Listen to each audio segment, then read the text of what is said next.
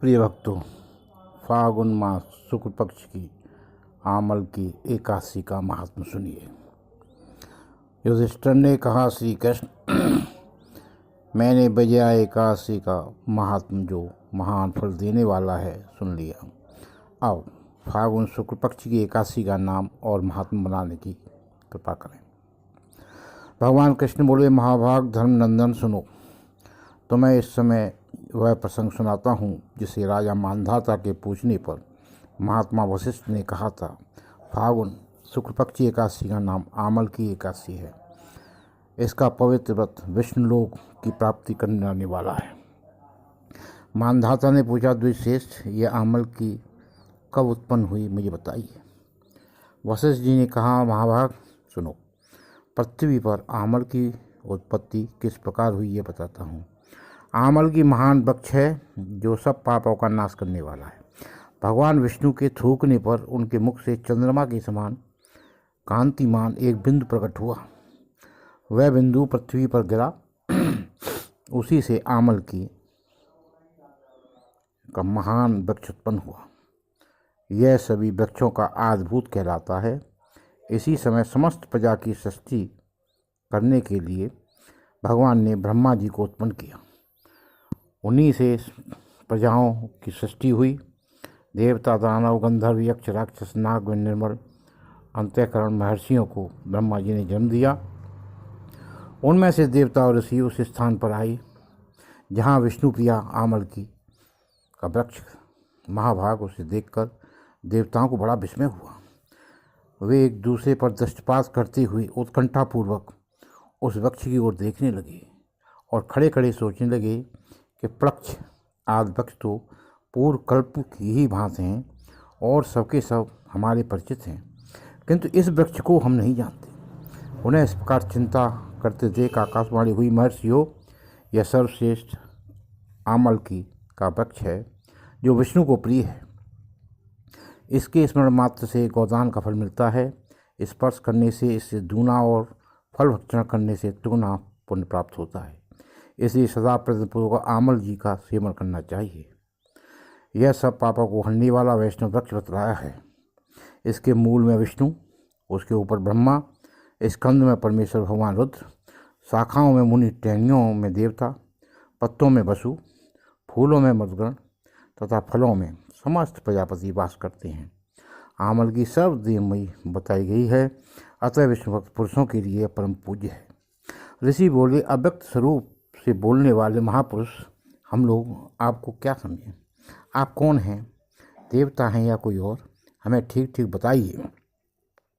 आकाशवाणी हुई, जो संपूर्ण भूतों के कर्ता और समस्त भुवनों के दृष्टा हैं, उन्हें विद्वान पुरुष भी कठिनता से देख पाते हैं, वही सनातन विष्णु में हूँ।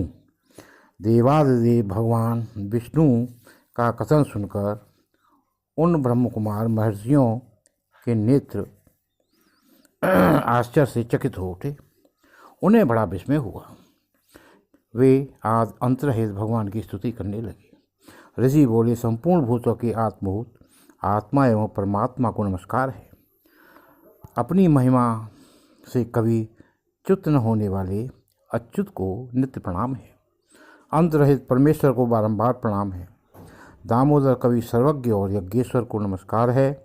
मायापति आपको प्रणाम है। आप विश्व के स्वामी हैं, आपको नमस्कार है।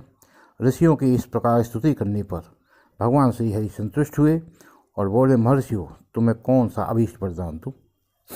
ऋषि बोले, भगवान, यदि आप संतुष्ट हैं तो हम लोगों के हित के लिए कोई ऐसा व्रत बताइए जो स्वर्ग और मोक्ष रूपी फल प्रदान करने वाला हो। विष्णु बोले, महर्षियों, फागुन शुक्ल पक्ष में यदि पुष्य नक्षत्र से युक्त द्वादशी हो तो वह महान पुण्य देने वाली और बड़े बड़े पातकों का नाश करने वाली होती है। द्विजवर, उसमें जो विशेष कर्तव्य है उसको सुनो। आमल की एकादशी के आमले के वृक्ष के पास जाकर जहाँ रात्रि में जागरण करना चाहिए, इससे मनुष्य सब पापों से छूट जाता है और सहज गोदानों का फल प्राप्त करता है। विप्रगण, यह व्रतों में उत्तम व्रत है जिसे मैंने तुम लोगों को बताया है।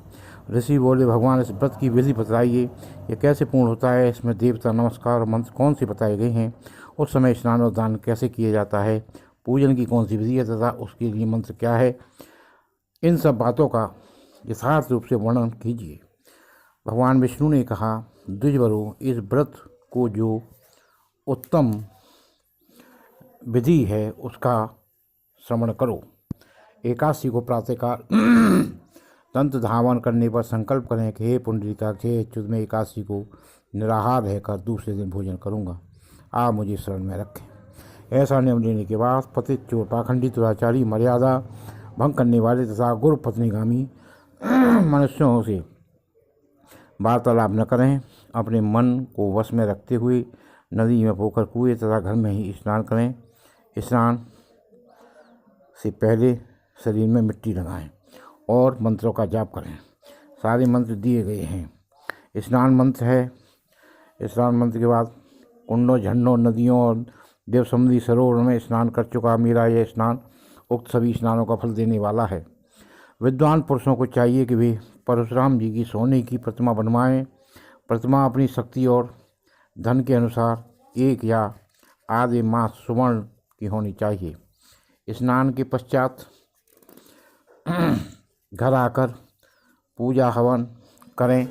इसके बाद सब प्रकार की सामग्री लेकर आंवले के वृक्ष के पास जाएं। वहाँ वृक्ष के चारों ओर की जमीन झाड़ बुहार लीप पोत कर शुद्ध करें। शुद्ध की हुई भूमि में मंत्र पाठ पूर्वक जल से भरे हुए नवीन कलश की स्थापना करें। कलश में पंचरत्न और दिव्य गंध आदि छोड़ दें। श्वेत चंदन से उसको चर्चित करें। कंठ में फूल की माला पहनाएं। सब प्रकार से धूप की सुगंध फैलाएं। जलते हुए दीपक की श्रेणी से आकर रखें। तात्पर्य है कि सब ओर से सुंदर और मनोहर दृश्य उपस्थित रखें। पूजा के लिए नवीन छाता, जूता और वस्त्र भी मंगा कर रखें। कलश के ऊपर एक पात्र रखकर उसे दिव्य राजों खीलों से भर दें। फिर उसके ऊपर सुवर्ण परशुराम की स्थापना करें।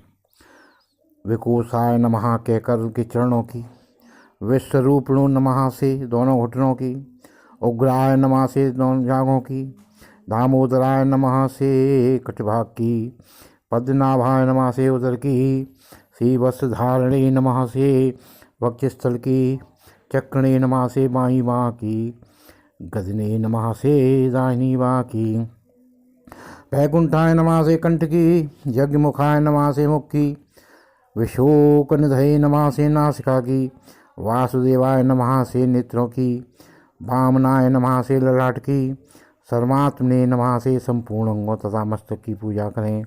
यही पूजा के मंत्र हैं। तदनंतर अभियुक्त चित्त से शुद्ध फल के द्वारा देवादिदेव परशुराम जी को अर्घ्य प्रदान करें। देवदेवेश जगदीन नंदन श्री विष्णु स्वरूप परशुराम जी, आपको नमस्कार है, नमस्कार है। आमले के फल के साथ दिया हुआ मेरा यह ग्रहण कीजिए। तदनंतर भक्तियुक्त चित्त से जागरण करें। नित्य संगीत वाद्य धार्मिक उपाख्यान तथा विष्णु संबंधियों कथा वार्ता आदि के द्वारा वह रात्रि व्यतीत करें। इसके पश्चात भगवान विष्णु के नाम से आमल की वृक्ष की परिक्रमा 108 या 28 बार करें। फिर सवेरा होने पर श्री हरि की आरती करें। ब्राह्मण की पूजा करके वहाँ की सब सामग्री उसे निवेदन कर दें। परशुराम जी का कलश, 2 वस्त्र, जूता सभी वस्तुएं दान कर दें और भावना करें कि परशुराम जी के स्वरूप में भगवान विष्णु मुझ पर प्रसन्न हो। तत्पश्चात आमल जी का स्पर्श करके उसकी प्रदक्षिणा करें और स्नान करने के बाद विधिपूर्वक ब्राह्मणों को भोजन कराएं। तदनंतर कुटुंबियों के साथ बैठकर स्वयं भी भोजन करें। ऐसा करने से जो पुण्य होता है वह सब बतलाता हूँ, सुनो। स्वर्ण तीर्थों के सेवन से जो पुण्य प्राप्त होता है तथा सब प्रकार के दान देने से जो फल मिलता है तथा सब उपयुक्त विधि के पालने से सुलभ होता है, समस्त यज्ञों की अपेक्षा भी अधिक फल मिलता है। इसमें तनिक भी संदेह नहीं है। यह व्रत सब व्रतों से उत्तम है जिसका मैंने तुमसे पूरा वर्णन किया है। वशिष्ठ जी कहते हैं, महाराज इतना कहकर देवेश्वर भगवान विष्णु वहीं अंतर्धान हो गए। तत्पश्चात उन समस्त महर्षियों ने उक्त व्रत का पूर्ण रूप से पालन किया। नवश्रेष्ठ, इसी प्रकार तुम भी इस व्रत का अनुष्ठान करना चाहिए। श्री कृष्ण कहते हैं, युधिष्ठिर, यह दुर्धर्ष व्रत मनुष्य को सब पापों से मुक्त करने वाला है। बोलिए एकादशी महारानी की जय, विष्णु भगवान की जय, श्री कृष्ण भगवान की जय। श्री कृष्ण गोविंद हरे मुरारे, हे नाथ नारायण वासुदेवा। श्री कृष्ण गोविंद हरे मुरारे, हे नाथ नारायण वासुदेवा। ओम हरि ओम हरि ओम हरि ओम।